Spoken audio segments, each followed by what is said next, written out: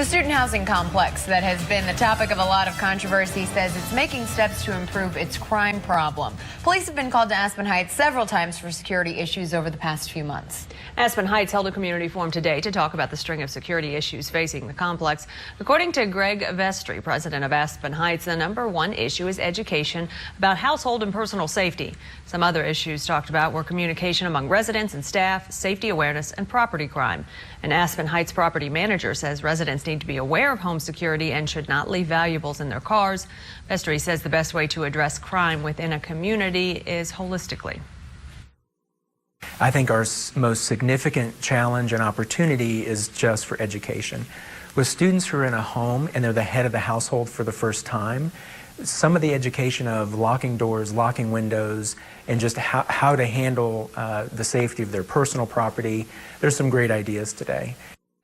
Vestry says he's excited to work with other housing properties and local authorities to create effective ways of educating students. He says Aspen Heights is currently working to increase surveillance footage at security gates. The Columbia City Council voted down a tax increment financing district, or TIF, 5-2 at last night's meeting. Some city leaders and community members wanted the TIF implemented to help fund improvements to downtown's infrastructure. Boone County officials said the city does not have the authority to use a TIF district and planned to sue the city if it did pass. The city identified about $70 million worth of improvements it wanted to make to downtown with the help of a TIF, including an improved sewer system. The council says the improvements still do need to be made, but it wants to look at other options besides the TIF district. Now, although the council defeated the proposal, it does not mean that the freeze on downtown development will be thawed. Members of the city council say infrastructure needs aren't going away. KOMU 8's Nick Thompson joins us live to tell us what new solutions the city will look at to solve the utility problems. Nick? Well, I'm here in Governor Jay Nixon says Missouri still plans to carry out the execution of Michael Taylor next week. An Oklahoma pharmacy filed court documents yesterday saying it had agreed not to provide any drug for the execution.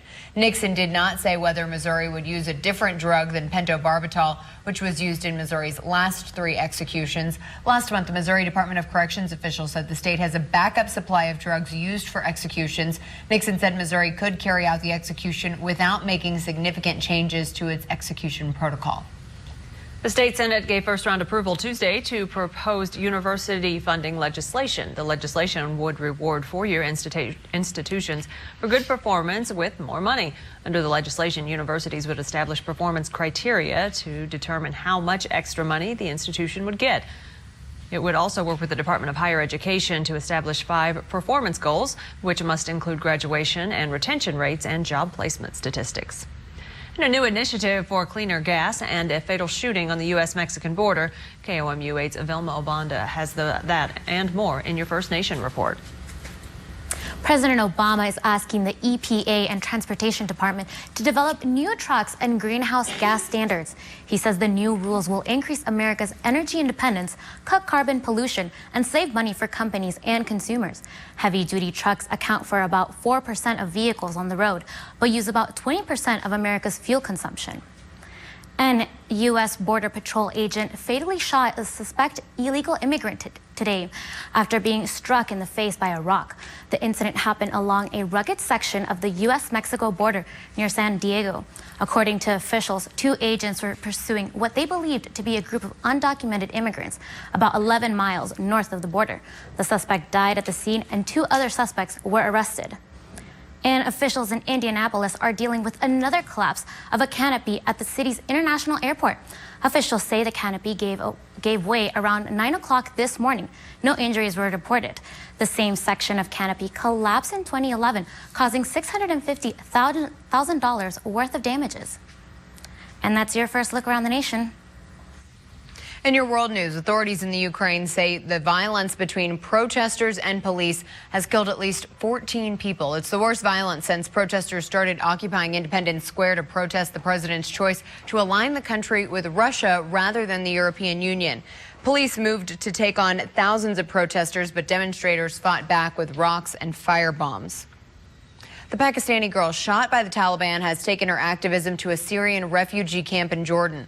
The Taliban tried to assassinate Malala Yousafzai for her support of education of girls. She survived and continues to voice her support for education and women's rights. Today she visited the camp of Syrian refugees and urged the world to help Syrian children.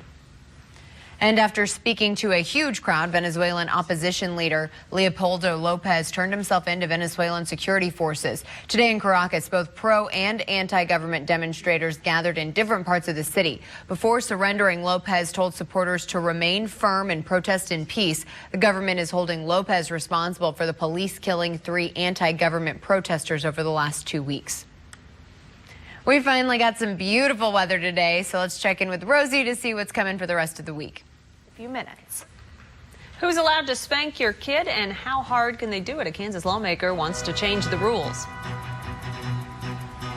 And health experts gathered at MU today hear how they put their mind together to hopefully help some future health concerns. Right now, you're taking a live look over the Lake of the Ozarks. You can still see the sun out. It is 5:07, and this is KOMU 8 News First at 5, coverage you can count on. Improving your heart health was the focus at the University of Missouri today. Researchers and scientists came together for the 21st annual MU Cardiovascular Day. Harold Laughlin researches what activities help keep your heart healthy. He says the event is important in educating the public about heart disease, which is the most common cause of death in the United States. Even if you're like I am and a little heavier than you should be, if you're physically active, it appears that you're protected from the effects of being obese. Also included in the event were more than 60 research ideas for participants to discuss.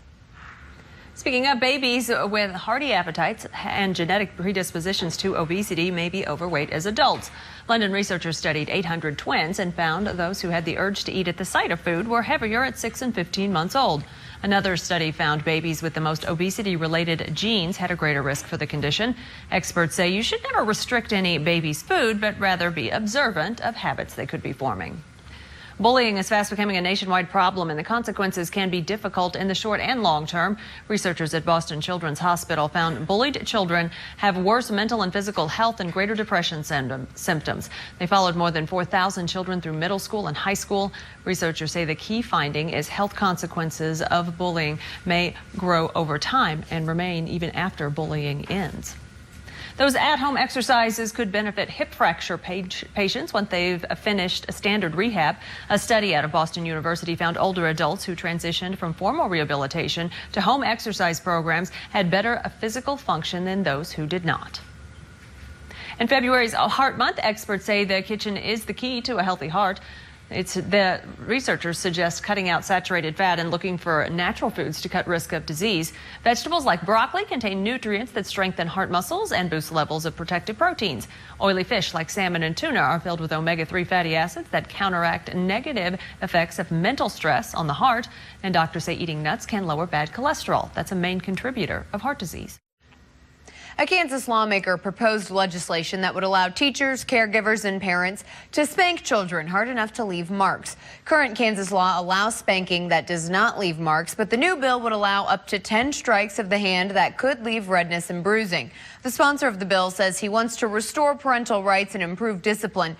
We asked you what you thought about the proposed legislation, and many of our responses went a little something like this one. Not acceptable, not now, not ever. It's not a teacher or caregiver's right to touch my child ever. That is the parent's place to discipline a child. Send them home and let the parent spank their own child. It won't happen to mine without consequences. Another person adds, parents should be allowed to discipline without fear of being harassed by family services, and schools should bring back the paddle. And finally, someone said, heck, we were paddled in school all the time, and guess what? We didn't talk back. We turned in our homework. We were prepared for tests. We didn't fight and played well together. Though I agree on paddling, do not agree on leaving the marks.